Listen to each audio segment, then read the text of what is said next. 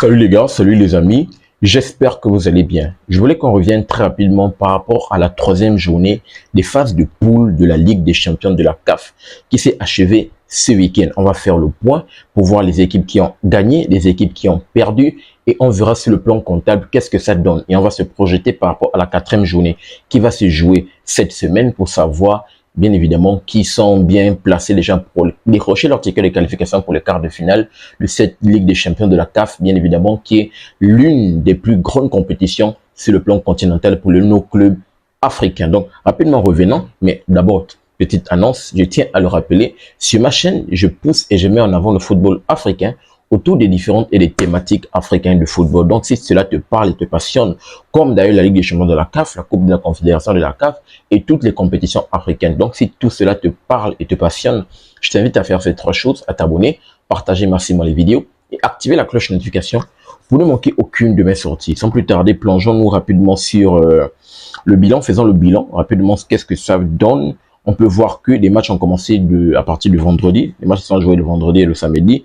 On a pu voir cette équipe de Al-Ali, bien évidemment, le monument sur le continent, qui s'est imposé 2-0 face à cette équipe de Yanga.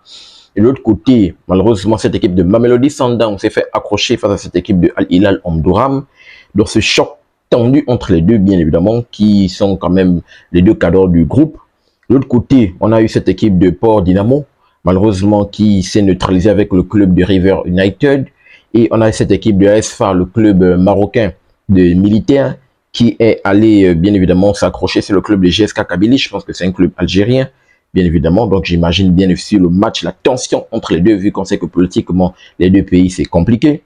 On a cette équipe de l'Espérance sportive de Tunis qui s'est imposée minimum syndical 1-0 face à cette équipe du Simba, le club tanzanien. De l'autre côté, on a la Renaissance sportive de Berkane, le choc entre les deux.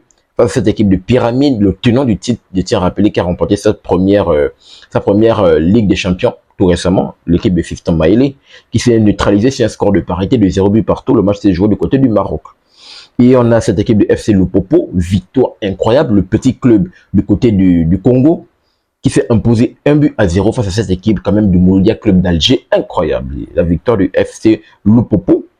Et de l'autre côté, on a le Stade malien qui s'est imposé 2-0 face à cette équipe du Petro Luanda. Donc, rapidement, voici de façon brute et résumée ce que ça donne les matchs de la troisième journée de cette Ligue des champions de la CAF. Donc, qu'est-ce que ça donne sur le plan comptable? On essaie de checker, on peut voir que dans le groupe A, et le groupe A, c'est la Renaissance sportive de Berkane qui prend le lead de ce groupe. Très rapidement, on va essayer de checker pour voir au niveau des goal average, qu'est-ce que ça donne, parce que je vois que Pyramide et Berkane ont le même nombre de points. Mais cette équipe de Berkane est premier parce que au niveau du goal average, Berkane, bien évidemment, a une différence. Bon, les deux ont le même type de goal average, plus 4, sauf que Berkane a marqué plus de buts. Berkane a marqué 5 buts, ils ont encaissé 1. Or que Pyramide a marqué 4, ils n'ont encaissé aucun but. Donc, c'est la meilleure défense du groupe.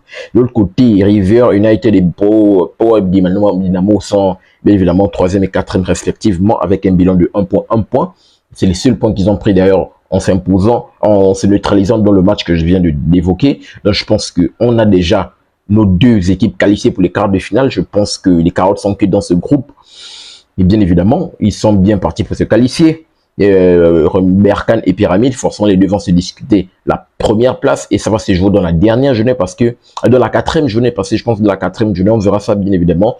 Pyramide et Berkane, par contre, va se dépasser du côté de Pyramide et s'il y a une équipe qui s'impose, forcément, elle prendra l'avantage sur l'autre au niveau de la première place ou du moins, si le goal average va jouer un rôle important et majeur. Dans le groupe B, on a Al Hilal Caire, bien évidemment, qui est leader, seul leader avec un bilan de 7 points. Cette équipe du Yanga se retrouve, ce qui est son dauphin, à la deuxième place avec 4 points. L'AS FAR, le club marocain des militaires, est à la troisième place avec 2 points ex aequo, avec GS Kabylie 2 points. Elle se différence au niveau du goal average. Kabylie a un goal average des faveurs qui est à moins 3, alors que l'AS FAR a un goal average de moins 1. Dans le groupe C, on a cette équipe de Mamelodi Sundowns du côté de cette équipe de l'Afrique du Sud qui est leader de ce groupe ex aequo avec cette équipe de Al-Hilal Omdurman. Les deux équipes ont un même nombre de points, 5 points, 5 points. La seule différence c'est au goal average. Mamelodi a un goal average de plus 2 et Al-Hilal Omdurman, le club soudanais, a un goal average de plus 1. FC Lupopo se retrouve à la troisième place. Peut-être ils peuvent aller chercher une qualification qui peut être compliquée parce que de l'autre côté quand même il y a deux équipes compliquées. Mamelodi, je pense que ça peut être le groupe de la mort. Lorsque c'est de checker, c'est un peu le groupe de la mort parce que le MCA également ne dit pas son dernier mot. MCA qui se retrouve à la dernière place avec un bilan de 1 point. Juste 2 défaites, c'est compliqué. Et un match nul, aucune victoire. Cette équipe de MCA doit se rattraper dans les 3 dernières journées qui vont s'avérer palpitantes. Et dans le groupe D, pour clôturer, on a cette équipe du Stade Malien à la surprise générale qui se retrouve premier devant cette équipe de l'Espérance sportive de Tunis, qui est deuxième avec 5 points. Le Stade Malien 7 points, 2 victoires, 1 match nul, incroyable. Le Stade Malien est bien parti pour se qualifier pour les quarts.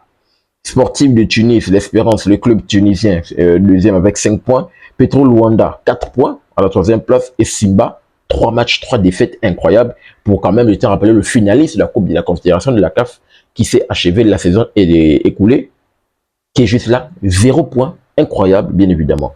Donc, qu'est-ce que ça donne pour la prochaine rencontre? Les prochaines rencontres, bien évidemment, on va essayer de checker très rapidement. Pour la 4e journée, on a cette équipe de Mamelodi Sundowns qui doit se déplacer du côté de Al Hilal. On a le choc, comme j'ai dit, Berkane qui va aller du côté de Pyramide pour savoir qui prendra le Leeds. Et on a Petro Luanda qui va recevoir le Stade Malien. En gros, ce sont les mêmes matchs de la 3e journée, juste interchangés. Les équipes vont se déplacer dans les stades des autres. On a River Plate qui va recevoir Power. On a MCA qui a la possibilité de se rattraper après sa défaite face à FC Le Popo. On a Simba qui va recevoir l'Espérance sportive de Tunis. On a également cette équipe du Yanga qui va recevoir cette équipe de Ali Le Caire.